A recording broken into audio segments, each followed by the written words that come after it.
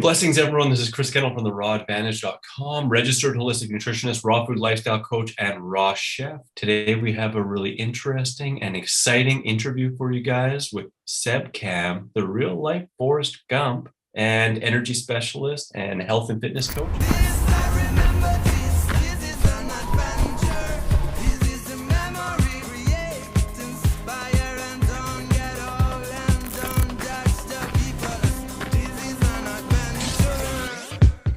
What's up, Seb?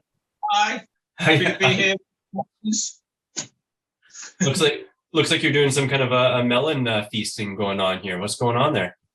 Well, I always, plan that in the summertime I should have a sort of stint of melons, a week or two, or it's become a month. I found a good deal on ones that have got real good seeds, the big black seeds.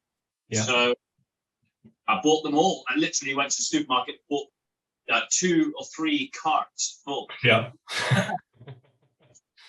Did anyone say anything funny as you're going out? Like you having a big party, or you doing a sculpture, or what did they ask? They asked what are they all for? Yeah. And I said, I'm going to eat them. And they're just like, no, really, what are they for? I'm like, oh, I'm going to eat them. But I'm quite used to that because they get the same kind of questions buying boxes of bananas. Oh, yeah. Like, what's all the bananas for? I'm going to eat them. Yeah, I got 8 monkeys at home. I have a monkey farm. Yeah. The monkey thing normally works well as a kind of a funny response. Like, yeah, I've got a monkey. Yeah. So how many melons did you buy? And do you know the kilograms or pounds, whatever you go by? No, I don't know. Well, I had the receipt once. I bought about 25, and I could probably work it out, the kilograms. I think some of them, They got to be like 8 or like 6 or 7 kilos each, probably, or what? Yeah, at least. Some of them in price, because I just know the price of weighing them, they were between $10 and $15, but that cut to $5. And I seem to remember the deal was $1 for 5 pounds. Yeah. So that means they could be weighing 20 pounds. Right? I don't know. My math isn't very good. That was a tough question. All good. It's all good. Not difficult than that. Yeah. So how much is a full day's food, or how much have you been eating? Yeah, roughly going through 1 a day, sometimes 1.5. In terms of 2-liter blenders, it seems to be 3 or 4. Yeah. That sounds about right, because calorie wise, like 8 pounds of bananas is pretty similar to like 18 pounds of watermelon, or close to that too. So it's roughly in that area, and that's awesome, man. That's super awesome. So for people that don't know you, Seb, you're a very, very inspirational guy. I was introduced to you through a mutual friend, and at that time you were running around the world. And we're going to go a little bit deeper into that, but let us know just kind of a little bit of a synopsis on that journey, just the kind of round picture of it, and then we'll go into some different aspects of it. Yeah, I got the idea from Forrest Gump. It sounds funny, but watching the movie when I was sort of high school age, that section of the movie, which is only about 5 minutes long, but very memorable. And there's only a few shots really of sort of running past some mountains, running past some wheat fields, slowly his hands getting longer. Yeah. And then it finishes with that classic, I ran for 3 years, 7 months. I thought, wow, what would it be like to run that many years? And instead of go back and forth across America, what if you kept going? You could go around the whole world. So at that sort of impressionable high school age, I announced to my friends, teachers, family, whatever, I'm going to run around the world. And they were like, no, you can't do that. You know how big it is, how far it is. I'm like, yeah, I've looked at the map. I've learned from geography. It's 20,000 something, however many thousand miles around. If you had time, you could run it. But then I kind of forgot the idea as I grew up and got boring normal jobs and ate the normal sad foods until mid-20s, where I discovered the whole fruitarian raw vegan thing, really just for my own health. And then once I was kind of enjoying feeling so amazing, I was like, put the 2 and 2 together again, like, hey, I already eat this way. I'm now discovering all these other fruitarian athletes who I'm not really a runner, at this point, but maybe I should do it. Like if I wait any longer, I'll be too old and my life will be, nearing the end. So let's get on with it. What am I really waiting for? Man, that's so amazing. And, it's kind of funny too, because I know a bunch of people who weren't athletes, weren't really runners, but got into a raw vegan lifestyle and just felt so supercharged that all of a sudden they were really drawn to it. They just had that extra energy to move. And some of them have like done amazing feats just like you. I mean, I'm excited to share with everyone, how far you actually did go and how long you did run. And, there are other people, like I said, like, I mean, Tim Van Orden, he wasn't a runner. He ran in high school and then he took years off and then got into it again after eating a raw food lifestyle. And then he was like the American champion of the year for like climbing tall buildings and like setting records. And you got people like, Alan and Jeanette Murray, who ran around Australia in their 70s and 80s after curing themselves from cancer, or actually after curing herself from cancer, Janet. And I mean, the list goes on. It's just so amazing, the power of a healthy lifestyle and of the raw vegan diet, right? And so when was it that you actually were like, all right, I'm actually going to do this? And did it really take some training at first? I mean, you got into that a little bit, but how much did you kind of train before you actually really started setting off on that mission? I say there's about 2 years of real training. Like, okay, if I'm going to do this, I've never run much more than 5 miles. I live about 5 miles out of my town, so I would start to run into town and run back, so that would clock up 10 miles.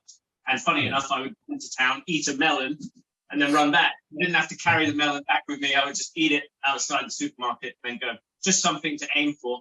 But then I started to carry this heavy belt because I knew I'd have stuff to carry, sleeping bag, clothes, even film equipment, whatever. So I'd be kind of figuring out what gear to carry, what was weight, what would even fit in the belt or not, what was unrealistic. There were many unrealistic things like carrying an axe and all these things that you think you need, survivalist. It's like, no, not sure running around the world with an axe is a good idea. And and then slowly over time, the belt became heavier and I started to do more and more miles on purpose, now running the long way to town and back. It's becoming 15 miles, becoming 20. And now, having run across America, I got to the point where it's not too much of a stretch to do a marathon distance, 25, 30 miles, and then be able to do that again tomorrow and again and again and again. But this is slowly built up over time, like I said, sort of 2 years of training and just it's almost training mentally too, because the belt's uncomfortable, it's heavy, it kind of digs in. It's not, I'd much prefer to not wear it, but then I would have nowhere to sleep and no clothes and it's my stuff. So I've got like a kind of a love-hate relationship with it, but I've come to love it because it's my house. Yeah. How much did your house weigh? About 35 pounds. 35 pounds. Yeah, 35 is kind of the average. I have managed to cut it down to 28 at some points, like in the summertime. I don't need to carry the jacket. I don't need the extra sort of quilt to stay warm. There are some extra things I carry, like a basketball. It's completely unnecessary. It's just a fun item. Yeah. I strip all that out. I can go lighter. And then on the flip side, sometimes it could be as much as 50 pounds plus if I've got to carry food because I'm going to be away from any towns for a while. I might have to carry food for a week. Yeah. Wow. That's intense. So when you were carrying food, what was kind of the go-to foods that you carry and have with you? Usually dry stuff. On the very first Appalachian Trail, I decided, okay, what I should buy is rice, because rice, quick cook, 5 minutes. It's very light, and I can just add water that I can collect from streams. And it wasn't until I was really up on the mountain eating the rice that I thought, hang on, I have to make a fire every time I want to eat. Shit. Breakfast, lunch, dinner, make a fire. I didn't even have a little stove. I kind of like the idea of being out in the mountains making a fire until the reality came, and it was taking sometimes 2 hours to get a good amount of calories in. So then I resorted to more like oats, which don't need cooking. You just add water. And the mashed potato, I'm sure it can't be good for you, but that dried mash, instant mash. They feel like two very different meals. Oats you can mix with sugar, raisins, cinnamon. You can make all different versions of oats. Mhm. And then equally, potatoes, you can mix a few flavorings in there and make it feel like there's two different varieties of meals there. And then just a few bars, Cliff bars and stuff like that.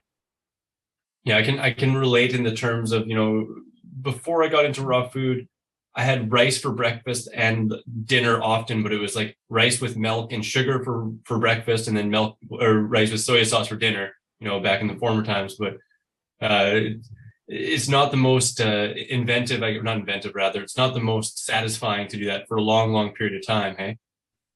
Yeah, I mean, I don't mind it. Like, I find it, a great meal, but to make a fire every time was foolish. Now I carry a little gas can, which is only 200 grams. I weigh everything. Like, you could quiz me on what does the basketball weigh? What does your jacket weigh? Like, I've literally, I know in my head I've weighed everything.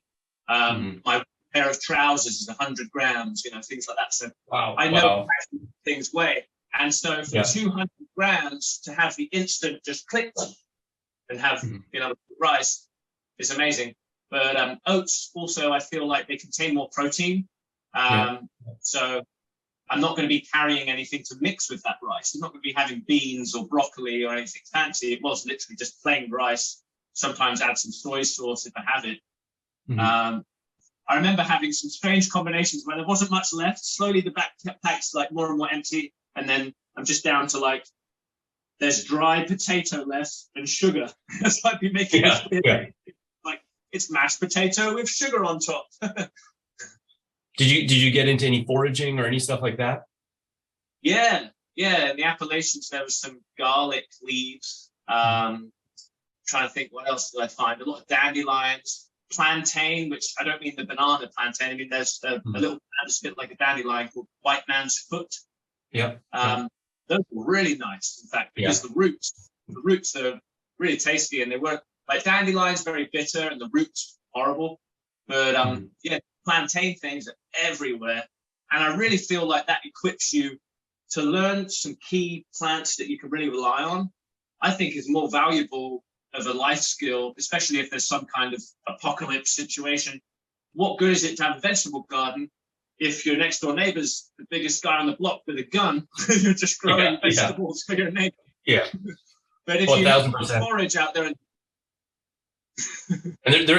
you're so right. I mean, no matter where you are, there are at least a handful of really easily identifiable wild edibles that you can eat, and like whether it's clover or the plantain or the dandelion. And you can also just chew grass, right? Like you can chew grass and spit it out, and a lot of people don't recognize that, but you can get tons of mineralization from that. It's definitely a good thing to have up your sleeve just in case. Yeah, sow thistle, as an S-O-W or sow, I don't know how you pronounce it, but that thistle's really easy to identify. Very bitter though. And one of the ways I would get these greens down me is I had a miniature blender. This is one of the items that come and go with the belt as I decide if I'm going to really use it or not. It recharges like a little USB bullet kind of thing. But it would only work for like 3 times, 3 good, not even meals, 3 refills equals 1 meal, and then the battery is dead. So I found it just in the end. I'm like, I can just chew this, So how about sleeping? What was your kind of sleeping arrangement? I know you had a hammock tent. Hey, what kind was that? Oh, I love the hammock. It's Dutch wear chameleon, and chameleon, good name because they're really adaptable. They come with all these extra kind of zip-on, zip-off accessories. So of course you've got the basic hammock, but then you zip on a bug net, or you zip it off for winter, and it becomes a top cover, a bit more like a tent, so it's a bit more insulated from the wind. Little simple things like if you're in a hammock, your phone and your water bottle and everything's sliding and you can't find it. So it has organizing pockets that all kind of clip on, something above your head, or in each corner, like where your feet are and your head, you can have like a little shelf. So I could have, for example, my pair of socks and just throw it, and it would catch in this nice shelf. So these little things, it sounds small, but it makes a huge difference. Somewhere to hang my shoes, they have a side sling, which again zips on or off. That it's outside the hammock because it moves your shoes, but it's not outside the hammock, like on the floor with the bugs or It's not going to get rained on. So it kind of hangs on the side, like it's like the word or sidecar, I think they call it as well. And I just always have everything within easy reach and dry and clean and very camouflaged too. That's the other thing, because I have to go in the trees, of course, to find something solid to fix to. Mm-hmm. And then you're guaranteed there's going to be some foliage and something camouflaging you, and purposely pick camouflage colors, and I can disappear. I mean, I go and stand back and look, and even I can't see where my own was, Yeah, man, that's so awesome. It's funny because we really have similar kind of experiences with that too. Because I used to travel with a Hennessy hammock, and I'm thinking I want to check out the one you have, because that was the main issue that I had at the Hennessy hammock, was there really wasn't anywhere to hang stuff, or there wasn't any special pockets, and my shoes were usually on the floor or otherwise tucked behind my head, and then in the middle of the night they'd fall on me, and stuff like that. I loved the hammock. There was a lot of good things, but not for actually having compartments all over and like hanging them in trees and stuff like that. And I got the same thing. I got like an army green one, which was really fun. But hammock life's pretty dang sweet, hey? So you must have had almost a few years in a hammock completely, hey? Like what? How much time have you spent in that hammock, you think, over the last 5 years that you've been kind of training for this and doing the running itself? I reckon there's about at least 400 plus nights of hammock sleeping. The other nights are spent with couch surfing people who sort of invite you to come stay, guests and hosts, and that's a whole sort of organized app where you can find fellow travelers. And then just hotels. If I'm really tired, once a week or every 2 weeks, I'd just be like, let's just pay for the hotel. We've got the money. Find a real cheap one, But yeah, the majority, like 80% hammock. And I just love that it's so consistent. It doesn't matter what, the floor can be sloping. People with a tent are constantly looking for the flat ground, and you think you found the flat ground, but there's all kind of rocks and roots and maybe ants and mice and snakes and who knows what's down there. But the hammock could be rocky floor, whatever. You just hang it up and it's the same every time. Yeah. Man, that's awesome. So how long in total was your journey? And what was the route, like the basics of the route? Where did you start? What was some of the middle, and where did you end up? Yeah, so a total of, I call it 600 days. It was actually 593 days. So I like to count the days. It just sounds more epic, because eventually I will start saying 1,000 days, 2,000, 3,000, running around the world. So I started really in London, where I run to the airport, and I've just got my belt. And I say, next flight to Florida, please, or whatever. And they say, any bags to check in? I'm like, no. No, this is it. But like, step on, step off with the belt. And I step out at Miami and run north along the coastline. So I'm always running on the sand, which is amazing because the East Coast sunrise is brilliant. I love running in the morning when it's cool and it gets the mileage done. And then you've got putting your feet up by lunchtime, having a rest. So pretty much all of the Florida coast, I even crossed over to the Tampa side and back through the Alligator Alley. Oh, wow. That must have been crazy. Did you run into some? Have any crazy stories with that? Yeah. Well, one morning, because I was in these swamps, and there's Florida Trail, I think it's called, but there was no one out there. I never saw a single person. It was in the winter. It was, as Florida goes, it was kind of cold. I had to buy extra clothes to wear, which again is another tactic I would do. Buy a $20 hoodie, use it, and then give it to some homeless guy or whatever when you don't need it yet. So just convenient to have clothes that come and go. So I was fully wrapped up. There was no one really out there. But one morning I heard what I thought is there's someone coming. So I'm like, oh, who's this? I'm in my hammock. I look out because I can hear the footsteps of the leaves. Crunch, crunch, crunch. Definitely footsteps. But when I look, there's no one there. And at first you think to look the other way, but from your ears, it's not that way. It's here somewhere. I can still not see anyone. So I'm like, this is weird. I can hear them. Crunch, crunch, crunch. It's getting louder, getting closer. I look down, and it's a big alligator just walking by. Oh, man. Oh, man. Yeah, and unfortunately, they can't really see you very well, especially if you're camouflaged. And they're not looking to eat human beings, from what I understand. That's crocodiles. Alligators are more likely to just slip away and hide away. So you just waited for him to take off before, I'm guessing, jumping down and taking your hammock down and continuing the mission. Yeah, I tried to film it, but it just looked like a tail, a big tail just swizzering into the bushes. So it was like, oh, that was a cool moment. But yeah, it's a constant battle to try and film everything. I kind of say it's like Forrest Gump plus Truman Show. The camera's always on, and then the combination of that equals Seb Cam. So back across Florida, finished the beaches really, and starting to get to Georgia now. And I've got in my mind to go to Savannah, Georgia, where the actual Forrest Gump bench is, where he sat down with the bar of chocolates and did all that. Yeah. So people who are watching on YouTube, because I'm uploading these videos as I go, editing from my phone, they're asking me like, when are you going to turn left? You go to California, what are you doing? But I had it in my mind, I'm going to at least go to Savannah.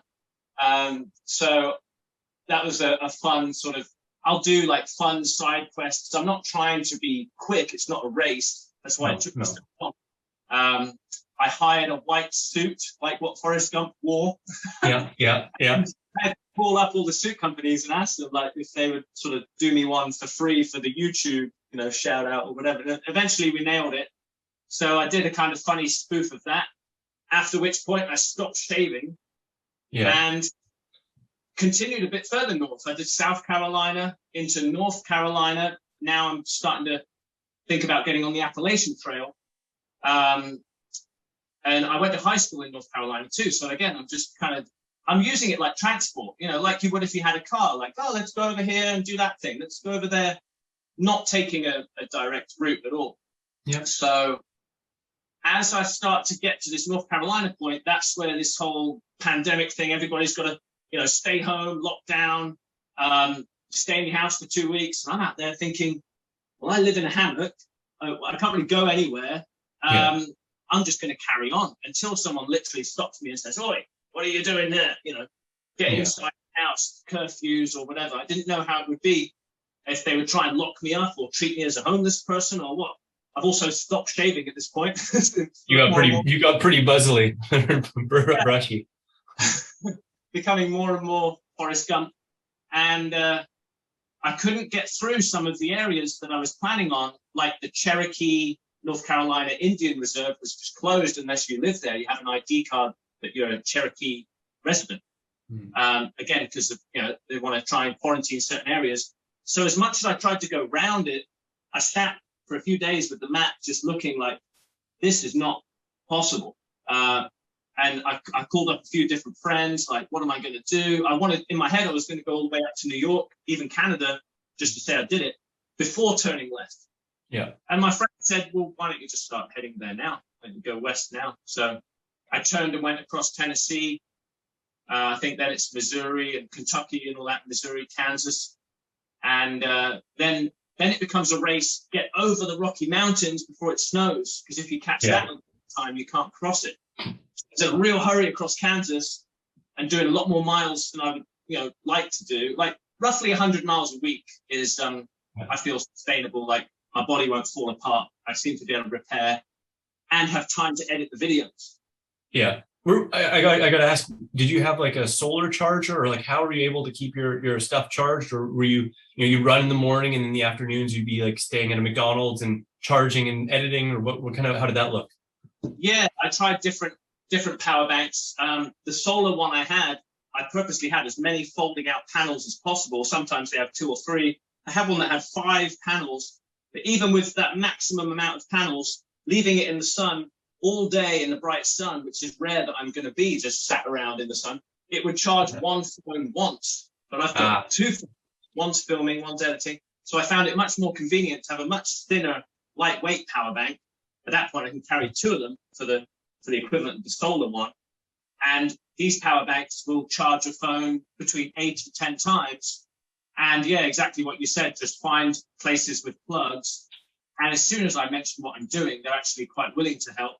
But sometimes I would also sneak around, and there's many businesses and houses and warehouses and all kinds of situations where there's an outdoor plug outlet. There's no one around, and I'd kind of sneak in and put it there and then sleep in my hammock somewhere overnight, just pick it up in the morning, and it was always there, fully charged.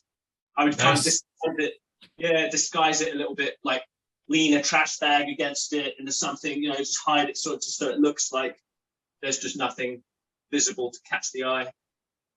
How long was the longest stretch that you went without seeing any people? Like, was there periods of time where you were just in total wilderness for like, days and days on end or longer?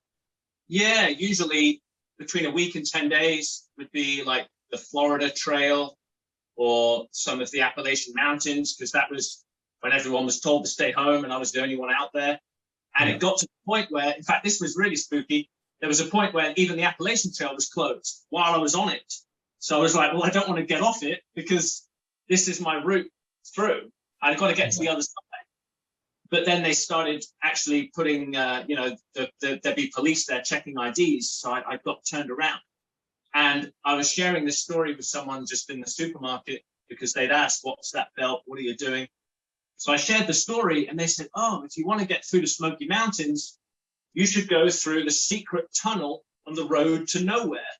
And I'm like, what? Like, this sounds like a movie. Like, let me write this down. Yeah, it totally sounds like a movie. Yeah, I'm like, this is going to be great for the vlog. Like, you're telling me there's a secret tunnel through, and they're like, yeah, it was North Carolina and Tennessee both agreed to build this road that would link the two, but one side didn't keep to its agreement. I think Tennessee didn't finish it. So on the North Carolina side, there's this 6-mile road that goes into a tunnel and then just ends. And on the other side, it's just wild Smoky Mountains. So Sure enough, I followed it. It was difficult to find. And there was even signs that said, like, welcome to nowhere. Oh, wow. And I thought that'd be a great postcard, like sent writing to you now from road to nowhere.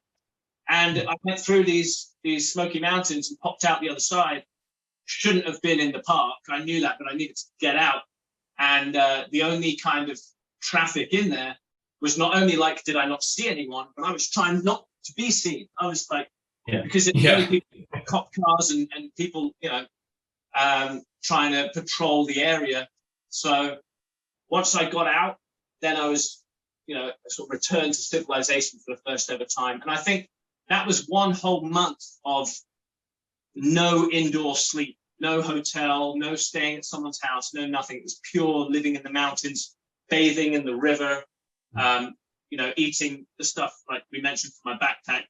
So when I finally managed to find a place where the hotels were even open, I was like, wow. I remember shutting the door and being like, there's a door. And then looking out the window, like, a window. Wow, this is great. Civilization. Yeah.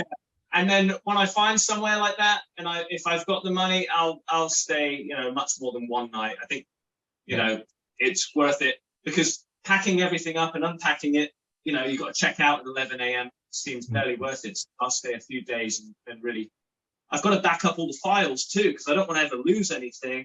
I'm uploading it to YouTube, but I'm holding it on a hard drive too, which I'm carrying with me. And that's my only copy. So as often as possible, I'll try and make backups. So in that near 600 days of running and traveling, how many YouTube videos did you make on Seb Cam? Wow, at least 350, I think, something like that. Yeah. Roughly once, like in a week, there'd be at least, it wouldn't be every day a vlog, but it would be more days than not, like 3 or 4 vlogs a week sometimes. I mean, there might be times where I'd be off the radar because I had no signal, and there might be nothing for 7 days, and people start to worry, are you okay? But then all of a sudden I've got like a vlog bomb catch up, and it would be like 1, 2, 3, sometimes a few in a day, just suddenly catch them up. So I just kind of film anything that seems worth filming and let it. They're fun, man. I've watched a few of them. They're really fun. Yeah. You ended in Hollywood, right? I mean, I saw that one too, and I saw like police. And was there any other encounters with police or anything kind of like that, like kind of crazy encounters? The police was constant. The police thing started when I crossed from Florida to Georgia. There's a river that divides the state. So when I crossed the bridge, to me was like a huge big deal, because this is the beginning of my run. Florida's really long. I've taken my time. it's, quite a sort of emotional beginning. So I was like, yes, the first state line, like a real milestone of like, I'm now entering Georgia.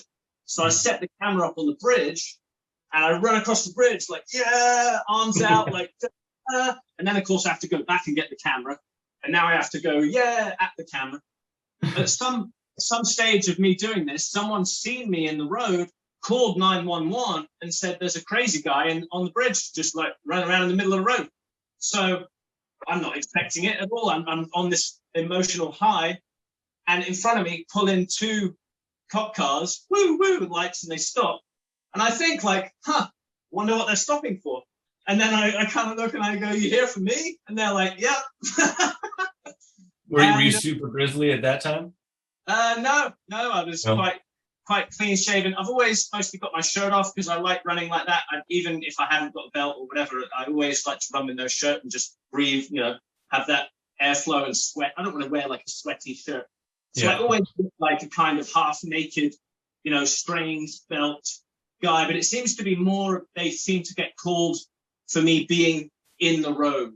Because of course, no one really knows I'm filming or what it is I'm doing. And the call that they had was, they were concerned you might jump from the bridge.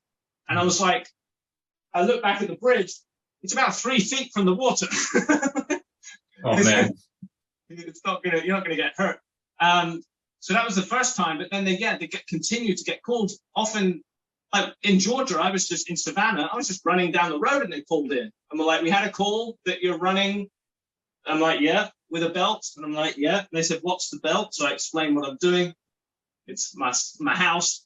And they were like, that's cool. They didn't even want to check it. They just had to answer the call, The calls were things like, especially running in the dark, people are much more likely to call then. There's a strange man, half naked in the dark, running through, farm roads where normally there's just no one, no inhabitants, nothing. Or they think I'm hunting because of the camouflage kit, seeing me. So every single time, bless them, the police were always super cool as soon as they realized what's going on. But yeah, the final hurdle, like the last day, like you mentioned, my finish kind of getting to the Hollywood sign, I'm thinking, this is it. This is the day. Let's film everything. Woo, it's going to be a big sort of celebration.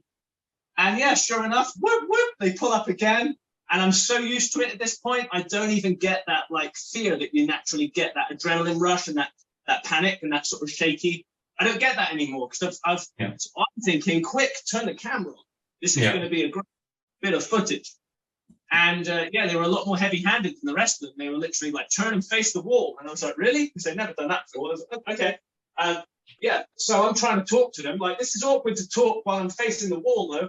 And they were like, and put your hands behind your head. And I'm like, all right. I'm still trying to continue the conversation at this point. He's like, no, keep facing the wall. And then he takes my hands from behind me and handcuffs them. And I'm like, whoa, this is like a whole nother level. I'm thinking, I hope the camera can see this because I'm, trying to film this. It would be a shame to be out of the frame. And of course, they let me go within minutes. I think the whole raw clip is only about 4 minutes on my phone. So it's very brief. They just want to check that you're not the crazy guy that they've been reported that you are. Yeah. And like I said, the more I got the beard and the more crazy hair, Forrest Gump, I can understand. In the middle of the street at 6 a.m. Yeah. They assume I've been out all night, and I'm just sort of on, high on who knows what or drunk or whatever. And he's in the middle of the road and he doesn't seem to have a shirt on.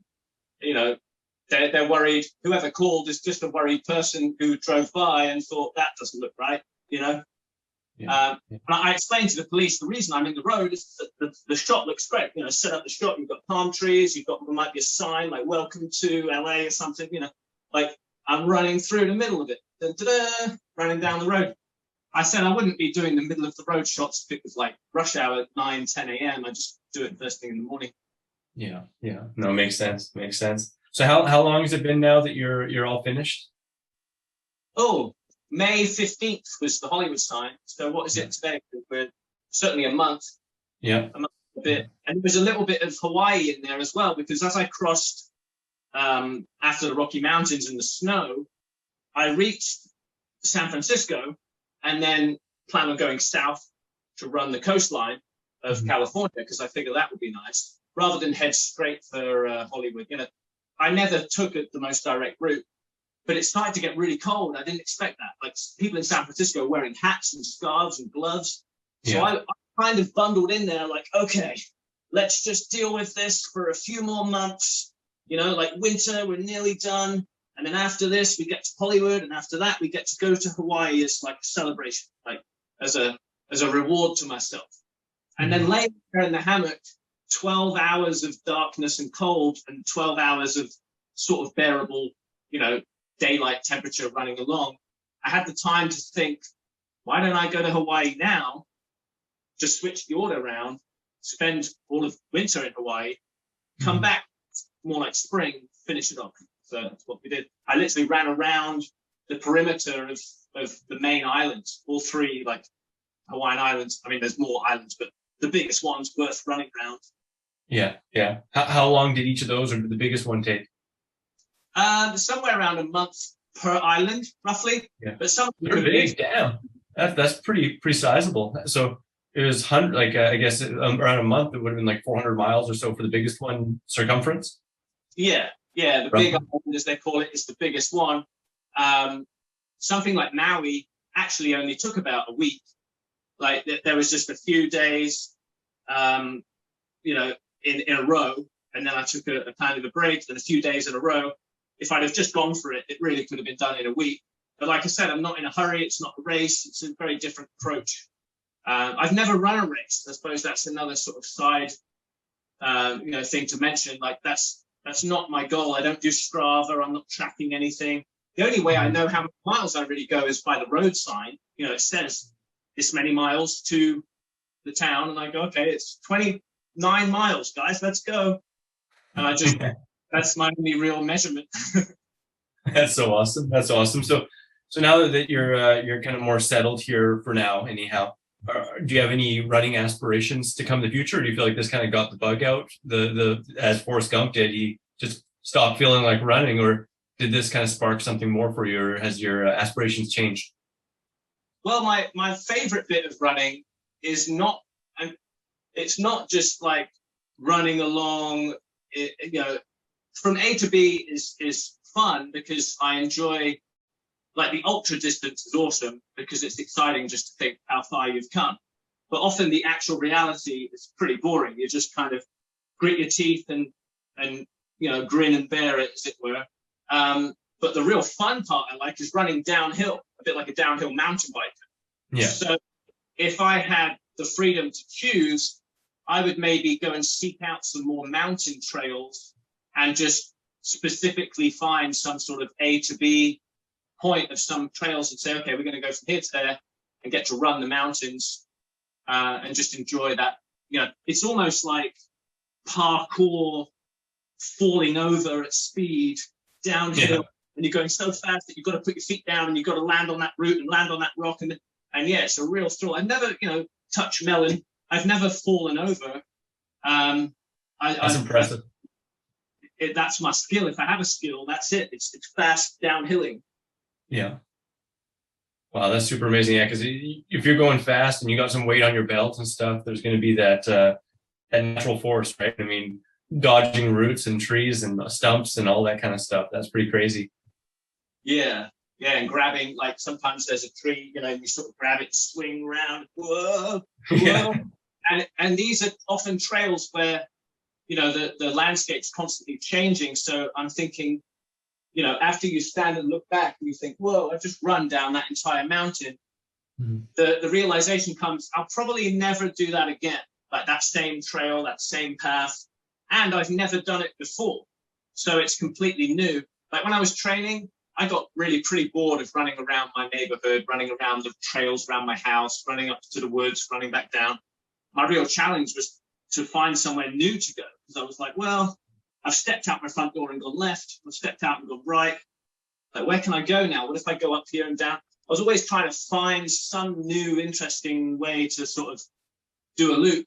But that completely went away now that I'm going places. Because it's always new. Yeah. Always new, right? Always fascinating, always mysterious. And I think that's where your brain is really alert and switched on.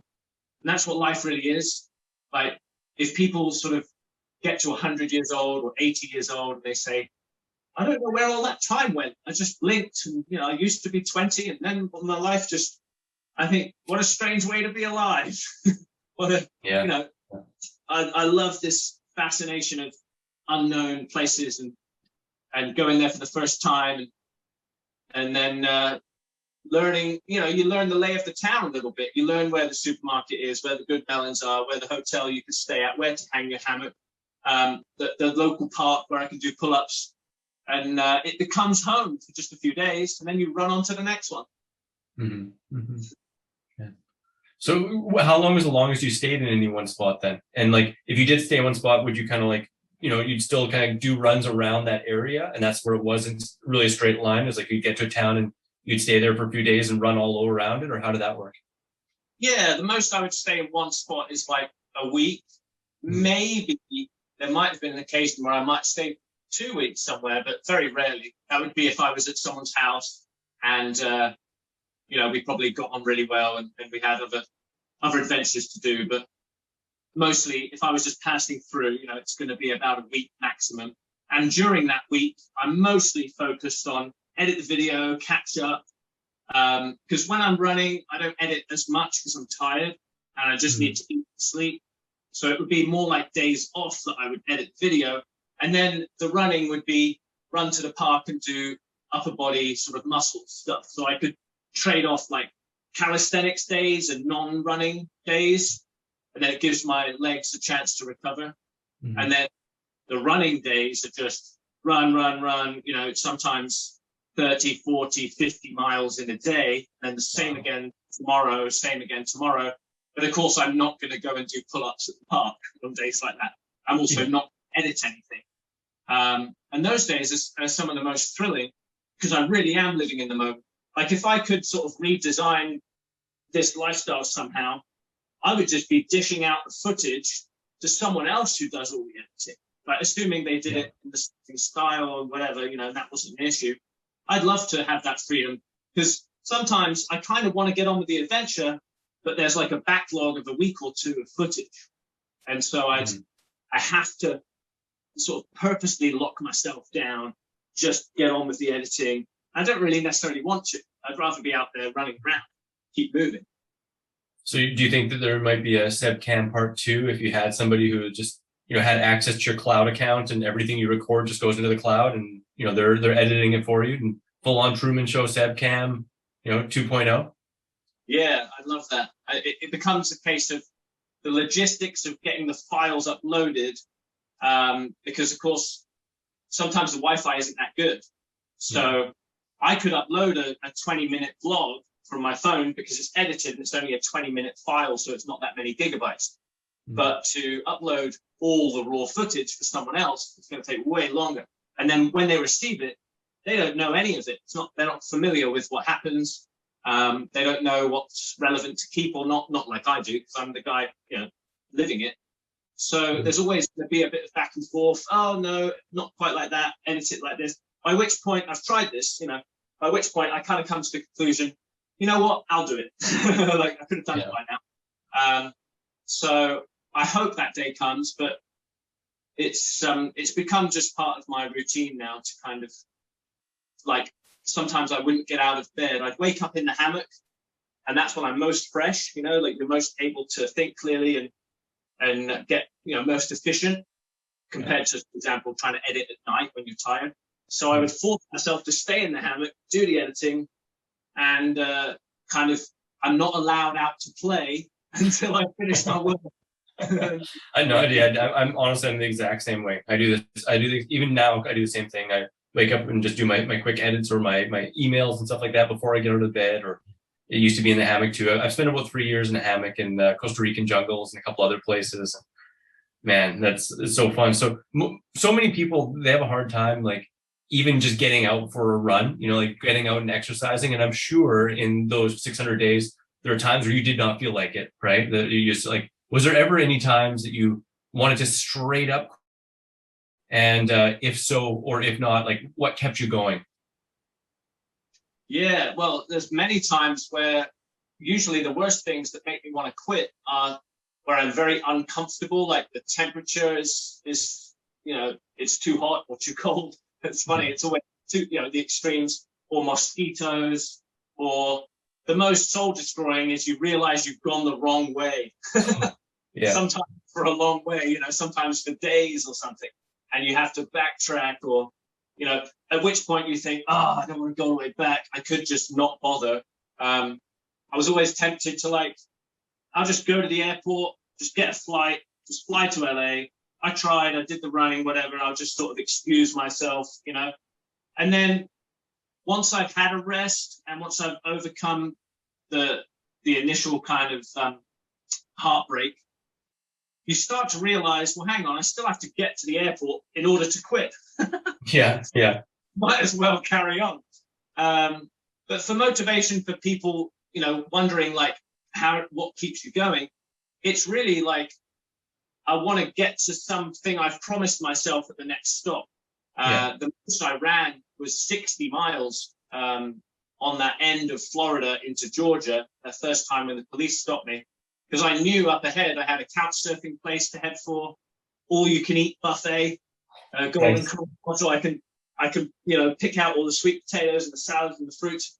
And in between where I was and that all you can eat buffet and that promise of a house, a spare bedroom, it's not even like I'm sleeping on a couch, I'm thinking I could run 20 miles and sleep in my hammock in the bushes. And then I could run 20 miles more and find another, situation just uncomfortably sleeping, or I just push through for that reward at the end. So I think we have to all give ourselves some reward. I used to joke when people say, "What's your motivation?" I say, "Well, I'm running from one Taco Bell to the next." What more motivation do you need than that? So have some reward at the end, or if people are they don't have such a grand plan, because that's what I'm really doing, is using the adrenaline rush of such a ridiculous goal, like run around the world. It's so big that it gives you a real thrill to have this passion and purpose to go for it. If my goal was just to run around the block every day, I might not bother, because there's no great reward, there's no great thrill. It would be easy to just jack it in. So for just local exercise, movement, I would always find a small goal that's weaved into your daily routine. I do have to go to the post office. I could run to the post office with that letter in my pocket, or I could go, I want to see that friend, instead of drive, I could run there or take the bike, or so it just becomes like the actual transport. Go to work, for example. You're going to work anyway. What if you got up extra early and ran to work? So it becomes how you get around, and it's part of your actual lifestyle. I never, even now, will just go out and run around the block for no reason and come back. Never do that. Yeah. It's always for a reason. Yeah, there's always something I'm heading for. It might be something as simple as I'm going to run up to the top of the mountain because it's a cool place to see the sunrise, and I can film it and do a time lapse or something, selfie, there's something, and then run back. Yeah. But I'm not just aimlessly running around the block counting steps or hoping that was enough miles. That's soul destroying. That's just sort of, I might as well run on a treadmill at that point. Yeah. So I'm curious, how many pairs of shoes did you go through? 8. 8 pairs, eh? Or did you keep on getting the same kinds, or did you get different kinds the whole way through? Yeah, I always bought the exact same make and model. All that really changed was the color, because I'm if it's not broken, don't fix it. And I figured out what worked during my 2-year training in England. I figured out how to not get blisters by wearing those toe socks that go on individual toes. Often 2 pairs of those, because really blisters is just caused by friction when your toes rub together. So, once I figured out the kind of recipe that works, I've got this kind of insole in this kind of shoe with this kind of sock, then I don't want to change anything. I'd be almost afraid to some of my friends would be like, "Oh, I got these shoes. Do you want these?" And I'd be like, "No, oh, thank you. Don't want to risk it. I don't want to risk even getting a blister." I can pretty much say I didn't get a blister the whole way. That's people imagine, oh, if you're running all that distance, your feet must just be like torn apart.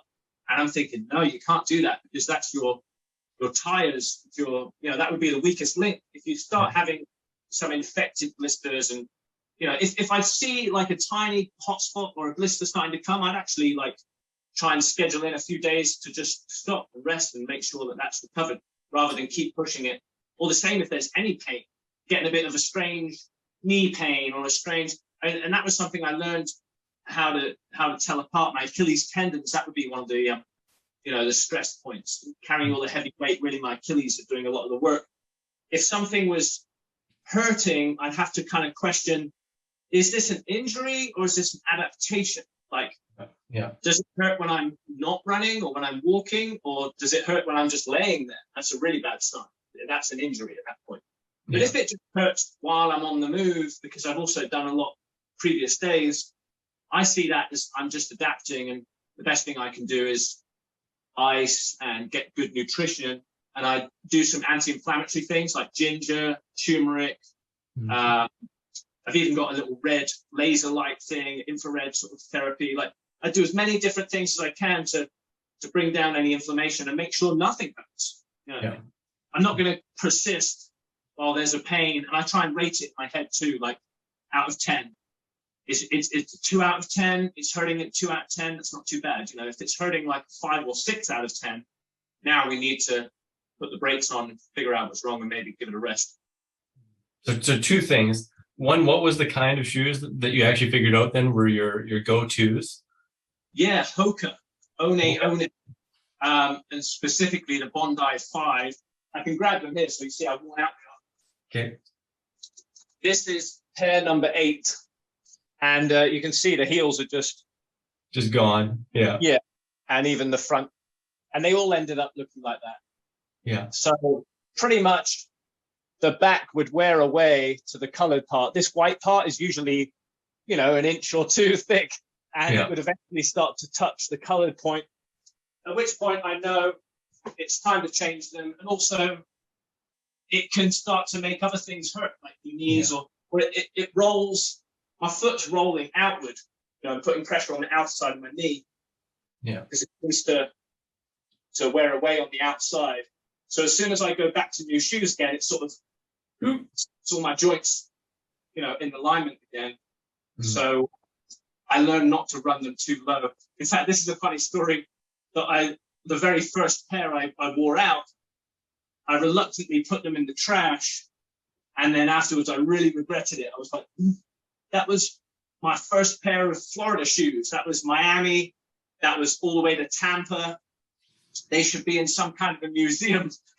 Yeah.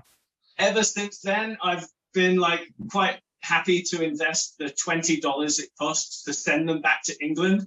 And my mom keeps opening this box. You've sent me your old shoes again. I'm like, yeah. Just I imagine one day they'll be like wrapped up on a wall, like 1, 2, 3, 4, 5, 6, 7, 8. There's only one pair missing, which is that first pair. Yeah. Man, you must have seen your body adapt and go through some pretty crazy changes too. Did you like was your weight fluctuating when you're out and about, and then you get to feast for a couple of days, or like did you notice like your waist or your calves or anything like drastically change, or had the training for the 2 years prior got you pretty much into like rock solid shape that you didn't change much? I don't think I changed much, but that's because maybe I'm me and I'm not really looking. I look out my eyes. People who watch the videos were almost like, ha, look at your calves. Your calves are getting way bigger. And then people even ask sometimes when I'm working out, do you work out your calves or your running's enough? And I'm like, I never work out my calves. I never thought about it. I just figure that the running would take care of itself. So I guess some things have adapted like that. But as far as weight fluctuations, I always just eat to contentment. And if I'm hungry, I eat till I'm not hungry anymore. And I was even doing kind of one meal a day during my training phase, especially in England. It's not really one meal, it's 3 courses, but it's just crammed into a space of about 2 hours, like kind of intermittent fasting window of opportunity. Roughly 4 p.m. till 6 p.m. I would drink, a blender, and then have rice, potatoes, and then have banana pancakes afterwards, made with oats. And I'd have all this stuff and it'd be like a massive feast. And I'd be so full, like, wow. And I'd love it. And I'd crash out because I'm really tired, full of food. But it would be so much food that I wouldn't be hungry, start to be hungry maybe the next day at like midday, 1 p.m., 2 p.m. Not much stretch to get to 4 and loop back round again. But I did that on purpose because I knew I didn't want to carry food in my belt as much as possible. I know now I can run 20, maybe 25 miles on empty quite happily. So the only time my weight really fluctuated, which I noticed, was like, I'm gaining flubber. Like I used to have more of a 6-pack, and now I'm more looking soft and even can grab this flubber fat. And I'm thinking, like a detective, well, where did this come from? Because if I'm running all these miles, I'm now halfway across Kansas and I'm gaining weight, it doesn't make sense. But I could see immediately the cause, Taco Bell. Yeah. I never usually would eat wheat in a very, very rare situation, if that's all there is available. And as far as I was concerned, if I remove the cheese, and fresco is the magic word, you go to Taco Bell and you say you want it fresco style, then it's beans and rice burritos or just bean burritos or whatever. And I never really checked the nutrition. I just thought it's beans and rice until I started to gain this fat layer. And it turns out that there's between 10 and 15 grams of fat per burrito. Yeah, they're high calorie. Yeah, I mean, it's fat. It's really the fat because they've added oil. I spoke to someone who works there and I said, how do you cook your rice? I was like, is it in the microwave or is it, because I was worried about that. And they were like, oh, no, it comes already pre-cooked. We just add oil and stir it up and it makes it from being dry to wet. And I'm like, you add oil to the rice? And I'm like, that's what it is. Yeah. So that's kind of why I'm doing these melons now as well, because I want to sort of cleanse the layers of Taco Bell. It was really an emergency. Sometimes I get to a town, middle of nowhere. There's basically nothing much. There is no choice. You've got a Dollar General. I used to joke that I was sponsored by Dollar General because they were everywhere. So I would sometimes make my own mashed potato and beans, or even I could make some rice. But it would seem cumbersome. By the time I've bought all these ingredients at Dollar General, it can clock up to being well over $10, $15, plus the time to make it. I thought, well, I buy the $1 burritos at Taco Bell. It's just convenient. So lesson learned. For an emergency situation, that's what I say. It's still there available. But I class an emergency like I reach the town at midnight. Nothing else is open. Taco Bell's there, 2 a.m. I'm going to be too hungry. I don't want to lay there hungry and I can't even sleep. So at that point, you're not going to recover then. Yeah, I'm not going to sleep well. Not going to recover well. That was always the challenge, finding somewhere to sleep in the hammock. Somehow I always did it. Some of the weirdest places, like a church playground, hanging the hammock in the time frame and the swings set. There's been some. Bless Taco Bell for having a vegan menu. Taco Bell used to be my absolute all-time favorite restaurant. Truthfully, it was one of the reasons I moved away from Saskatchewan, is in search of Taco Bell. There was Taco Bell in Edmonton, Alberta, and I used to always eat that. And I mean, that was before I was vegan, though. But yeah, I thought it was rocket fuel. Maybe it isn't, especially with all that oil and stuff. But heck of a lot better than some other stuff you could get. Yeah, I always like to see, like with anything, for example, which melons you buy. There's going to be a worse option, a slightly better, and the best. Or it's a sliding scale. In fact, you can never reach the best. And so with Taco Bell, there's some of the worst option, of course, with the animals. Then I think, fresco style, plant-based.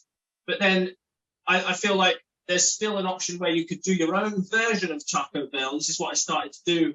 There's a good way to tiptoe away from that. Still have some of the wheat burritos, but start making my own with rice.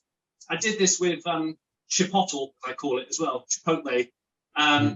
Use their ingredients, but make my own rice, my own beans, and instead of putting it in a wheat wrap, start to get used to having a lettuce wrap. And then it's like 50% lettuce wrap, 50%, the old memory of the burrito.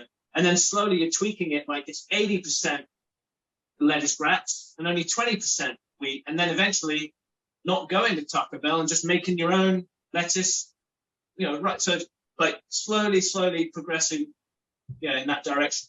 And it feels much better to have, it's actually really nice, the crunchy lettuce and the fact that there's no guilt and heaviness from it. It makes a big difference. Heck yeah. No, that's how I love it myself, the lettuce wraps, or sometimes use a nori sheet or something like that. But it's pretty damn good. So how are you enjoying the watermelons, and what are you on? Are you like a quarter of the way through those right now? You have about 15, 20 left or what? Yeah, I've got about 15 left. It's roughly one a day. 1, 2, 3, 4, 5, 6, 7, 8, 9, 10. There's about, less than 2 weeks, but more than 1 week here.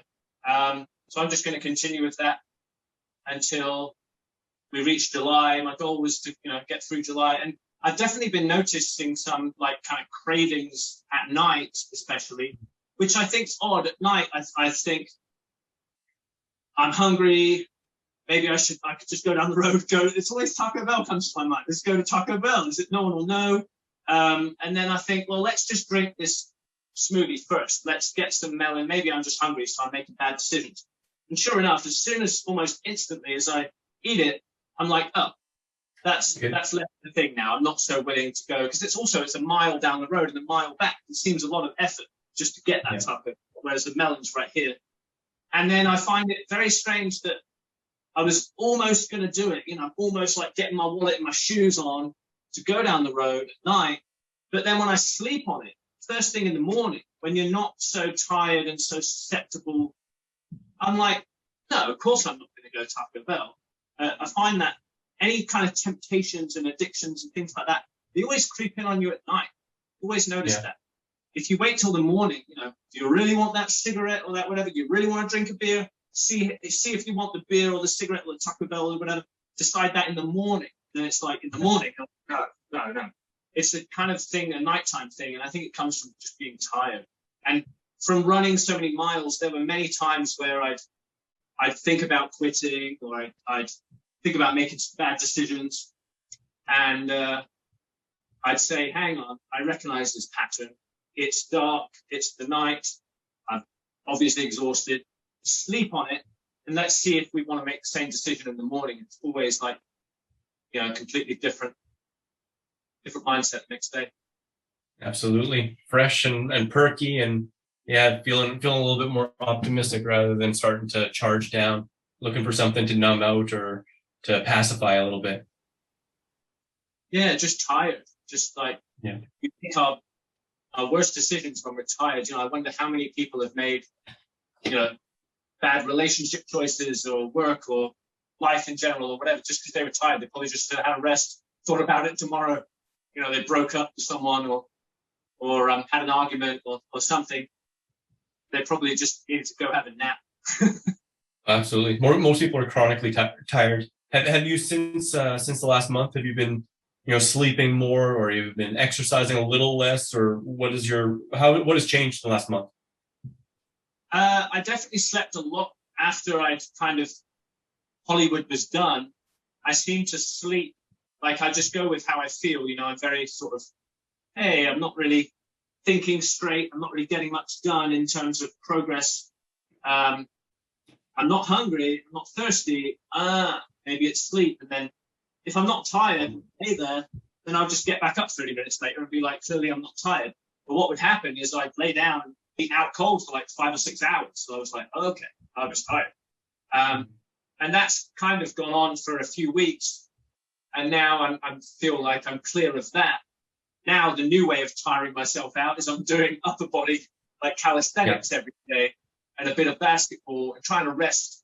Like I found that I was getting a little bit of pain, but again, if I rate it, it's like 1 out of 10. It's not a great concern, but it's something there that's, I notice if it's on, for example, if it's on my left leg, but not on my right, then there's a clue, it's happening on one side and not the other. So then I decided it only ever hurts between 20 and 30 miles. It's obviously a repetition thing. I think it's just runner's knee from running my shoes so low, they kind of roll out. So I just think, there's no need now to run 20, 30 miles. Let's just back off on that, do a little bit of basketball, and work the upper body and calisthenics, real simple sort of pull-ups, push-ups, dips. Take a break from the Taco Bell. Yeah, no Taco Bell. Also, I found it very convenient to I was going to the store every day, buying sweet potatoes, lentils, different greens. I mean, the greens are always good, of course, but bananas, making sure I've got ripe bananas. I pretty much would go to the store every day because it's only outside this apartment here. But since buying these melons, I haven't gone shopping once, or if I have gone in there, I've bought some apple cider vinegar. I kind of looked around the store and was like, nothing else I need. It's just done. decision making. There's no cooking the sweet potato and the lentils at night. There's no it's very, very efficient. There's the whole decision making, food preparation, cooking, all of that is just reduced to a very simplistic way of living. So I like that. That's awesome. It's a whole different wavelength, eh? Yeah, I rarely have a smoothie for dinner. Like you mentioned, you were having your dinner smoothie. Yeah. That's not really something I would normally do. I would have melons and smoothies all day, a bit like raw to full style, and always say in the evening you should have the cooked meal. Or I thought, well, why? Is it that weird to have a blender? I always thought I would. I don't know. Maybe I'd need to wake up and pee all night or something, but not really. It seems really good. I feel like I'm waking up less groggy too. Yeah. Oh, absolutely. Yeah, because I mean, a lot of times people just save their heaviest meal for the end of the day, and I mean, it makes sense digestively, but if it's really heavy, then you can just be digesting it all night and not really get rested and well recharged. It depends what you're eating and how late you eat it, of course. But myself, I usually do save my kind of more salad-ish, kind of spatty kind of dinner for the last meal of the day, but I don't always eat that. For example, tonight I had a banana smoothie with some barley grass juice powder and just a little bit of hemp seeds. And, I've also had it other times where I just have some juice like OJ and like a mango tomato salad. But when I have that, I pee even more. So for me, if I don't want to get up in the middle of the night, that's what I do. It's either like banana smoothie for dinner or like something kind of creamier, like a curry that isn't quite as high water content. But I mean, getting up to go pee, if it leads you to feeling really damn good in the morning, it's not really that big of a trade-off. No, I feel like I'm going to pee a few times in the night. That's another funny benefit of the hammock, without being too graphic. In a tent, if you wake up and maybe it's raining and whatever, it's very awkward with a tent to try and pee outside. It's going to wake you up. You're going to end up having to step out the tent, get back in bed, get back in the sleeping bag. With the hammock, I just kind of roll over. I've almost chosen one side as my entrance and exit, shoes hanging up. And then the other side is I'm just peeing out of that side. and take the hammock and go. So, I'm never too concerned about, disturbing myself peeing in the night because I think we should be hydrated. I think if we don't pee in the night, that's more of a concern. That shows we're pretty dehydrated. Mm-hmm. So what was the name of that tent again? I sort of remember that. A chameleon. Chameleon. Dutch wear chameleon.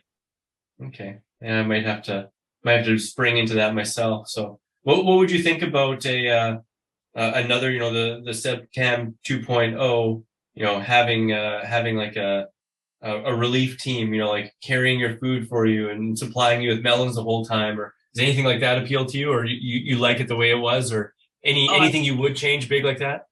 I would love that. I mean, the times where I'm going uphill, I really can't run uphill with a 30-pound belt. I mean, and especially if it's a mountain, it's like the combination of it being a mountain, of course, means uphill, but it also means carrying all that food.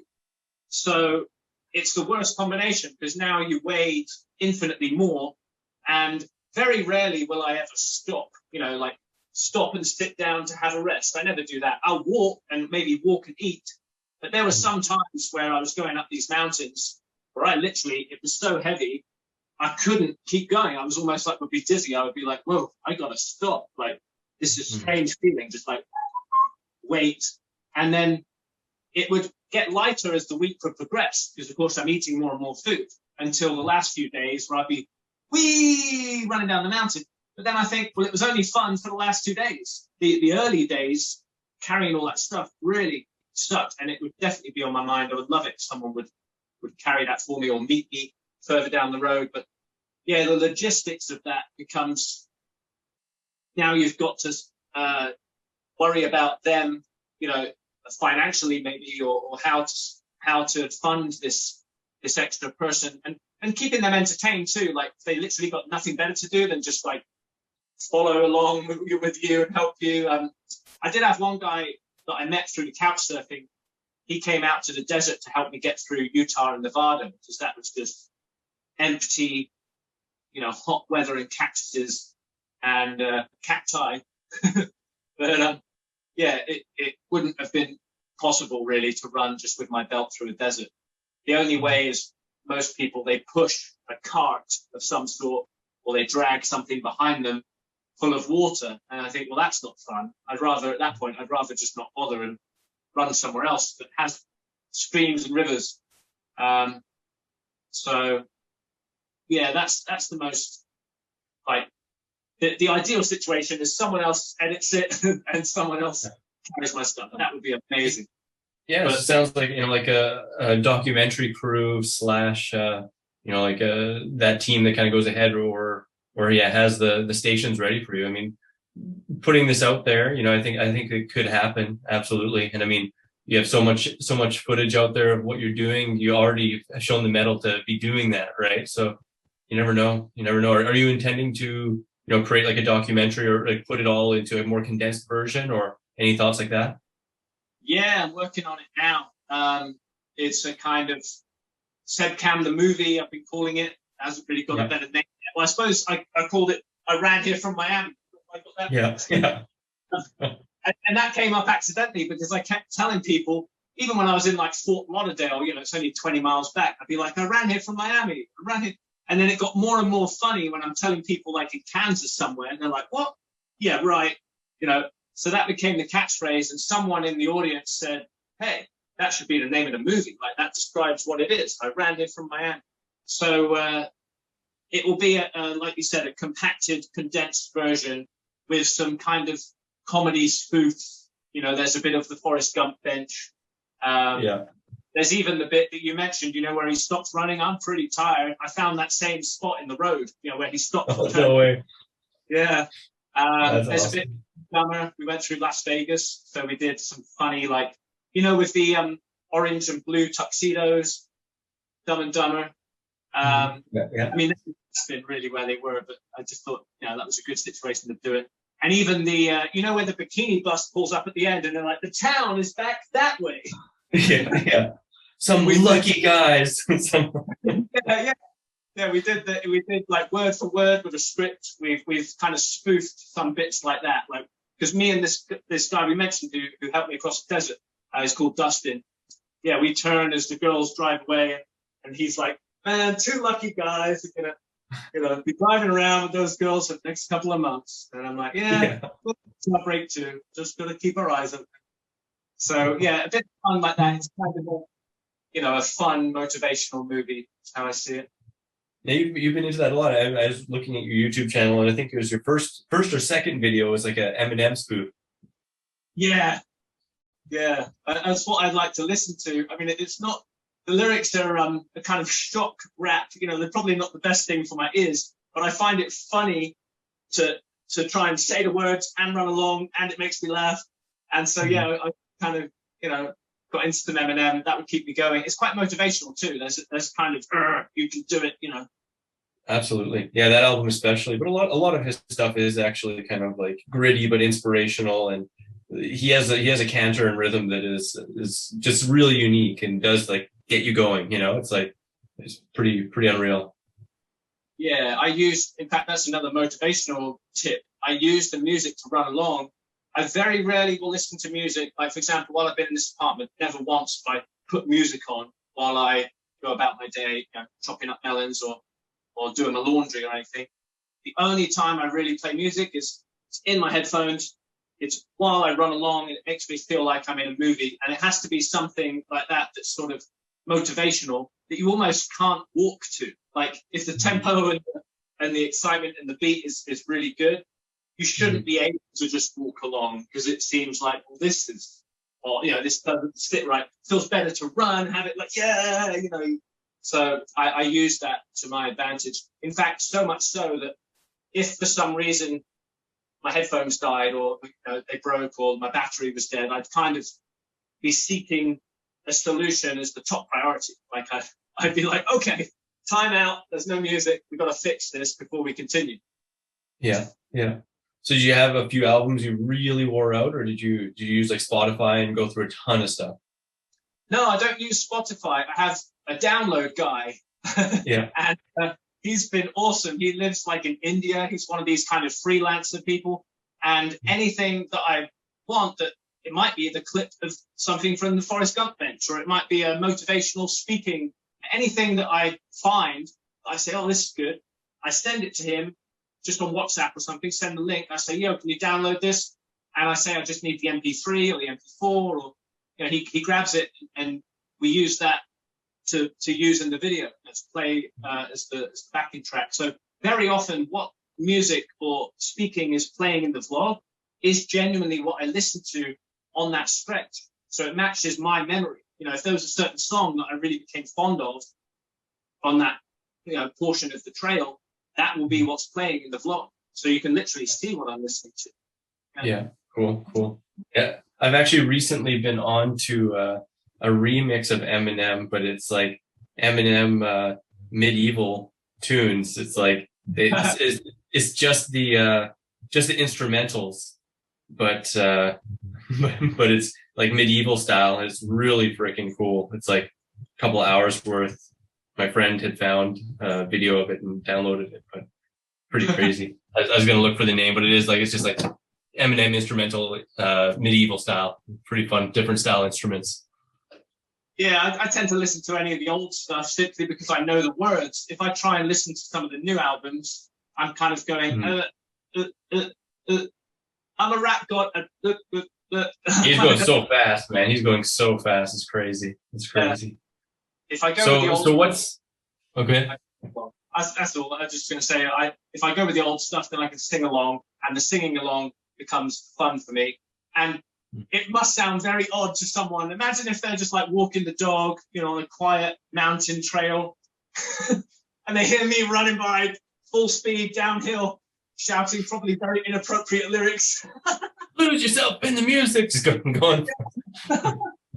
And not, you know, probably you think you sound good in your headphones, but of course to the outside world, it sounds terrible.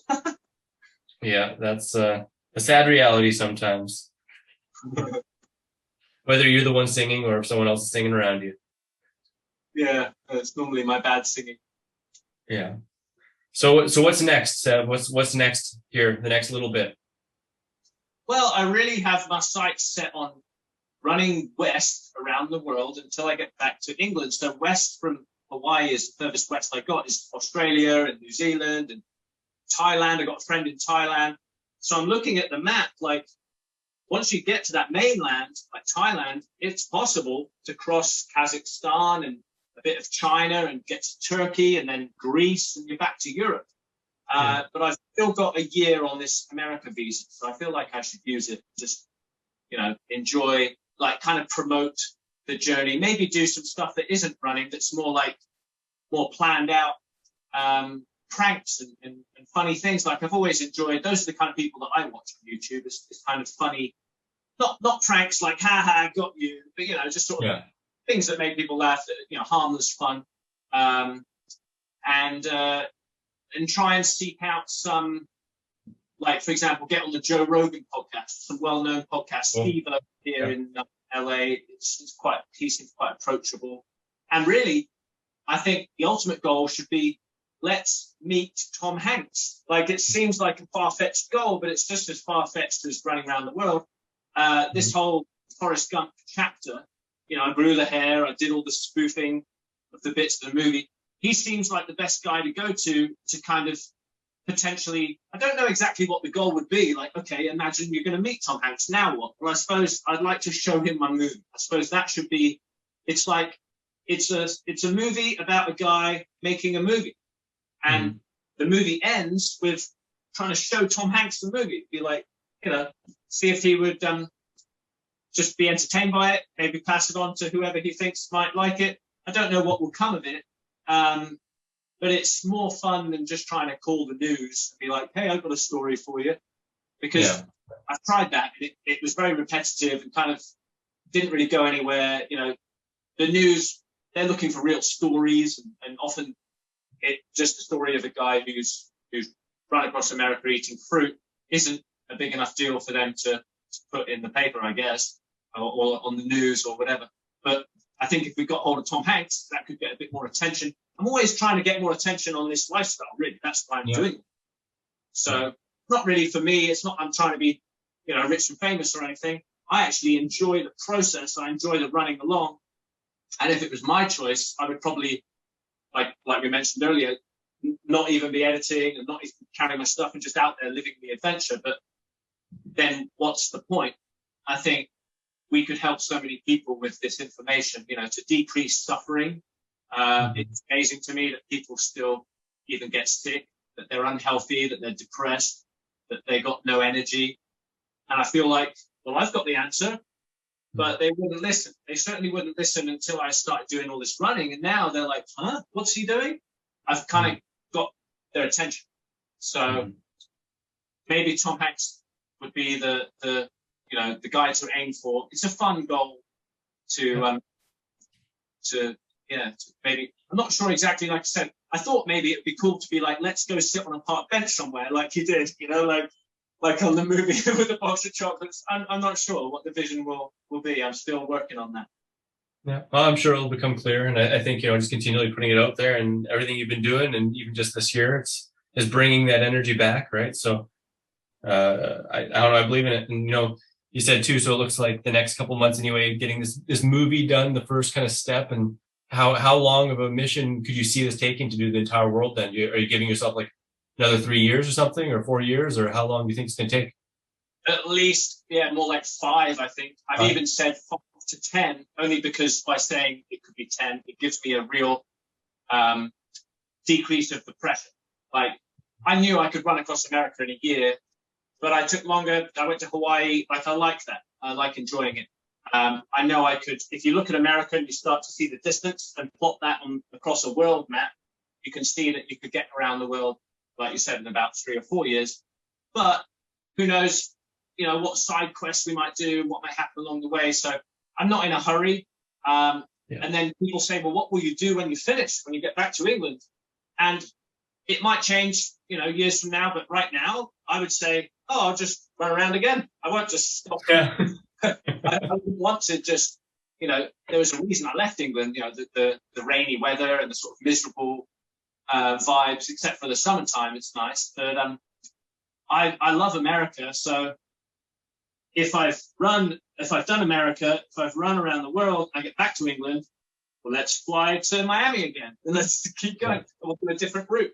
And I think that's fun. Like, what's more cool than a guy who ran around the world? I ran around the world twice. Yeah, no, it's going to get progressively harder and harder to beat too. Progressively harder to what? Yeah, to beat, for someone else to try and follow you up on that. Oh yeah. That was one of my things that I thought I found straight away, that people have done this. People have run around the world before. I'm certainly not the first. Or they've run across America, and they've done it in a very short space of time. America's, I think the record is something like 45 days, or certainly less than 2 months. And that's just an unenjoyable, blister-packed 50-mile days, no days off, sweltering heat and support crews and all that stuff. But they don't have any fun along the way. And it's pretty much the same routine for people who've run around the world. It doesn't seem like they had much fun. And I'm not sure that they gained much attention, for their charitable cause or whatever it was they were doing it for. Otherwise, we would have heard about them. So that's what I think is the goal. What's the point of all this running if no one hears about it? So I think Tom Hanks is a good place to start, but that's not the end goal by any means. That's just sort of chapter 1. I see it like, if we're spoofing movies along the way, then this was chapter 1, a bit like if it's Lord of the Rings, this was Lord of the Rings chapter 1, and it's the Forrest Gump. It makes sense. It's America.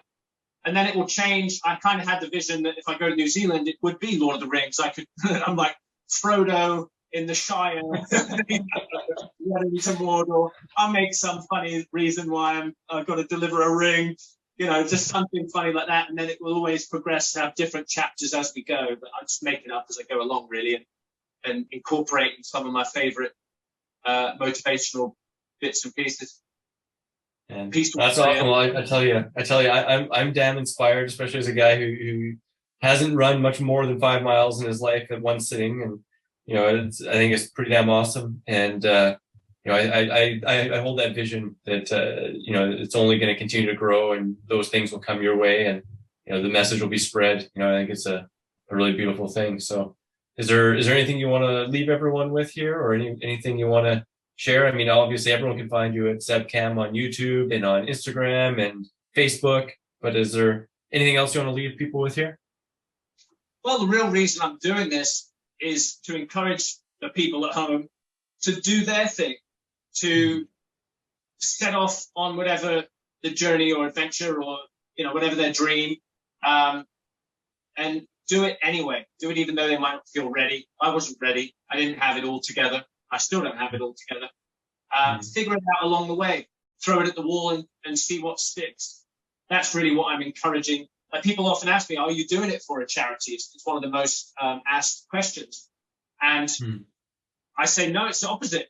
Because if that's the only reason to ever do anything, I'm raising money for the sick children. Like, while I'm sure that's a good cause, how about doing it for you? Doing it for your dream, for your adventure, to escape the mundane, repetitive routine, to one day wake up at 80 or 100. Oh, my whole life just flew by. So I'm kind of here to be that message, to be like, just do it, I guess. Yeah. That's really it. Yeah. Heck yeah, man. Well, hopefully we come across each other in the 3D form, whether it's out here in Sweden or somewhere else, along your journey somewhere. I'm hoping to travel some other Asian countries and other places like that. And who knows, in the next years coming up here, where exactly on your trail you'll be or where I will be. But definitely been a pleasure, man. And I'm excited to share to other people too that I did an interview with you for your channel. And by the time this is out, likely that will be out or somewhere right around that same time too. So encourage people to go check you guys out, check my interview on your channel, and check out all your past videos for this entire adventure that you've had, and the skits and fun stuff like that. Is there any standout video that you'd say, like, check out this one first, or anything along those lines? Yeah, there's one main show reel that most of my videos I edit in a few hours, and this show reel took a week. So comparatively, it's the longest I've ever edited a video ever. And it's a summary of all of the running across America. And it's on the main front page of the YouTube as the sort of autoplay welcome video when you land on the Seb Cam channel. I think it's just One Man, One Camera, One Journey, or something like that is the name of it. And it's about 12 minutes long.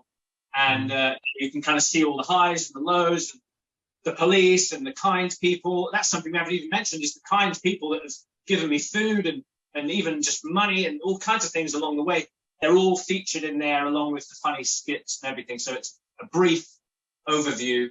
That's the best place to start. And then from there, I would recommend every video, below the video, there's a play all playlist.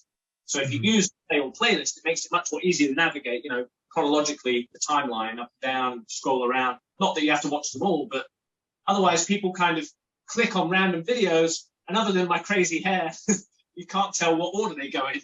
So find the playlist, best way. Sweet, man. Sweet. Well, thanks so much for connecting and sharing here today, man. And I hope you have an awesome break in editing that movie and to the next leg of the journey. Yeah, thank you so much for having me. This has been a very natural, fun conversation. It's been great. Absolutely. Seb Cam TV. Everyone, to the next one. Wishing you guys Be sure to check them out, follow, and share. Ooh, don't forget to check out my raw recipes playlist in the top left, the video just for you in the top right, subscribe for more videos in the bottom right, and get your 3 free ebooks in the bottom left. Grab your free raw recipe app, available on iPhone and Android, with over 100 free raw recipes, common fruit and vegetable calorie breakdown, frickin' raw food combining chart, shopping cart function, and so much more.